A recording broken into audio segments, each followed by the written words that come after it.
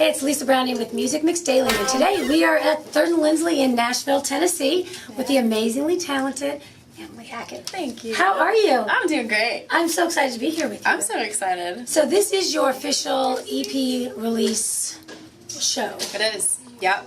The EP came out on Friday. So here it is Tuesday, and we're going to play it down and play some other stuff from the rest of the record. It's beautiful. Thank you. It's beautiful. And so this is, just correct me if I'm wrong, but I think I read it's 5 songs from something that's going to be...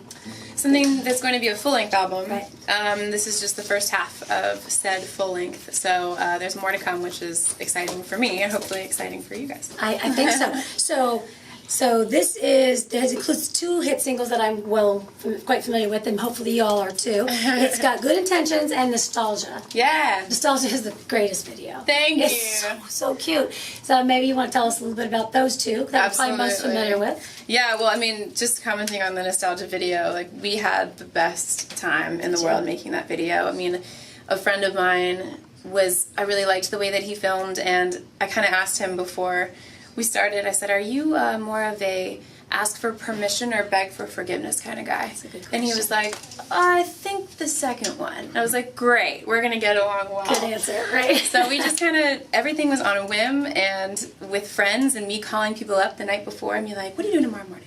Do you want to go to the carnival on Saturday? Like, everything was just very much as you see it. I mean, genuine laughs, genuine good times. So. Where did you film that? Where did you shoot it? We were all over the place. Hermitage Cafe in Nashville. Yeah.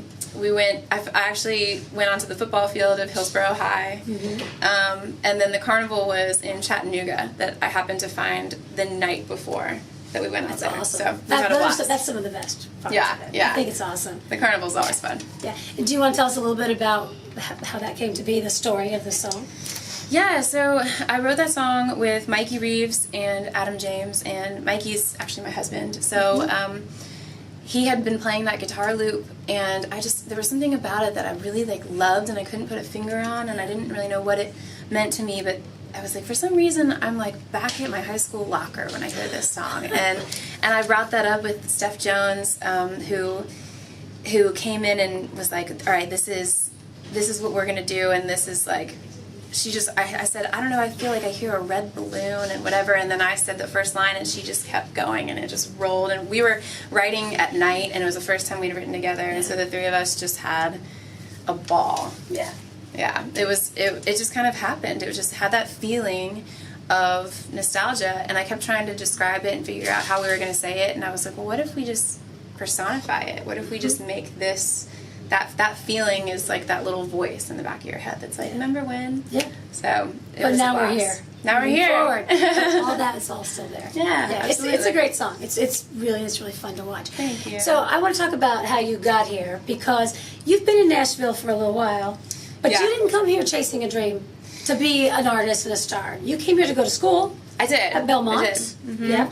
And how did that come about, and what made you take that jump to maybe think you're going to be a star, be an artist? Yeah, I always tell people Nashville was an accident for me. I didn't grow up listening to country music, not really anyway. I mean, anything that I discovered was from my first boyfriend in high school, who was obsessed with country music, and therefore I was trying to become obsessed with country music, as we all do. And then, and Shania Twain and the Dixie Chicks and the things that leaned a little bit left of center. That was the only country that I really knew of, so the whole Nashville dream was I never knew anything about it. And so it was on a random trip with my mom and her best friend and her best friend's daughter, which is my best friend. We have a little foursome, and we just kind of ended up here, took a day off school to go to Belmont, and I came out of my meeting at Belmont and was like, wait, I love this place, and I love this. I'd already fallen in love with the city over the weekend, and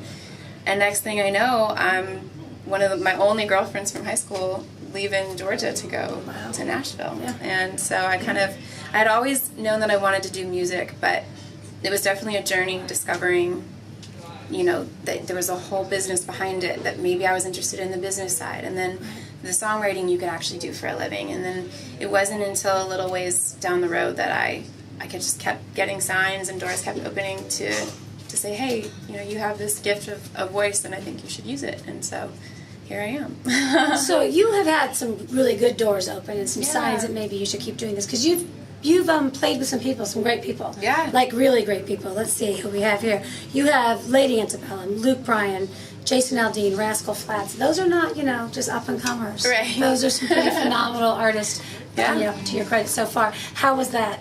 Oh, I mean, those were amazing. That was actually an opportunity through Belk, the department store, and I won this competition. I mean, it was completely out of the blue. I remember thinking I was getting a call that I was a finalist, and then I showed up at the show, and they're like, no, you've won. There's no more competition to be had. So it kind of launched me into not thinking that I was going to be an artist to doing these opening dates with these artists. You are an artist. Yeah, it was just like, here we go, we're going to fly you there, and we're going to do all these amazing things. And so it really gave me this amazing taste of what it was going to be like, and I got to watch all those people do their thing, and it was the tour that Sheryl Crow was on with Rascal Flatts, and she's one of my idols, and so it just was a really awesome opportunity to be able to sit, third row and be like, this is what I want to do. Yeah, there's no going back after that, I don't think.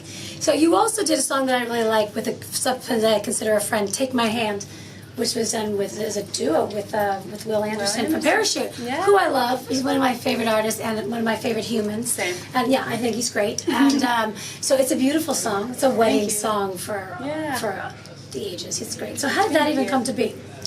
That was kind of an accident as well. I think it was for my best friend's, the same best friend that came to Nashville with me. Her older brother was getting married. And he asked me to sing in the wedding, and asked me to choose a song, which was a lot of pressure, so instead I decided to write one, as if that was less pressure.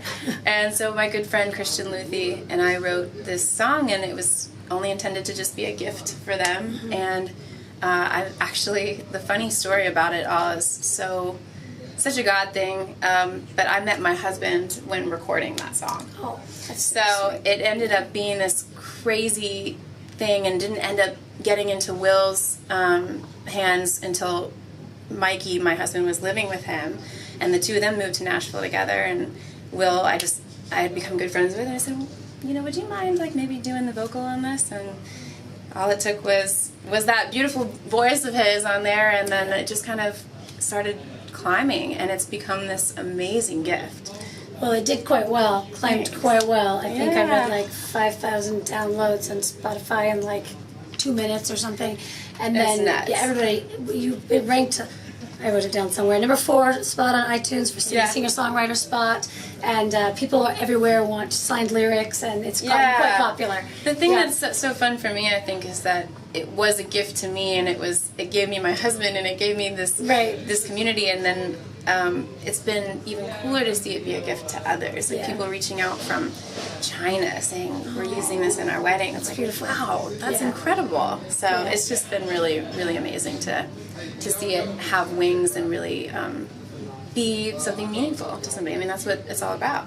So. That's great. So what is next? So you're going to work on the second half of this amazing yes, and then what else? Do you have anything else in the wings that you should know about? Well, I've got a show, another EP release, hometown show coming up in Atlanta at Eddie's Attic in October, which I'm really excited about. I haven't played in Atlanta in a while, so it's always good to go home. Yeah. And then just more shows to come. I hope to just play all this music for everybody and be able to get the second half of the record out soon. Well, we're excited for that, and we're excited for tonight. So tell us where we can find you online.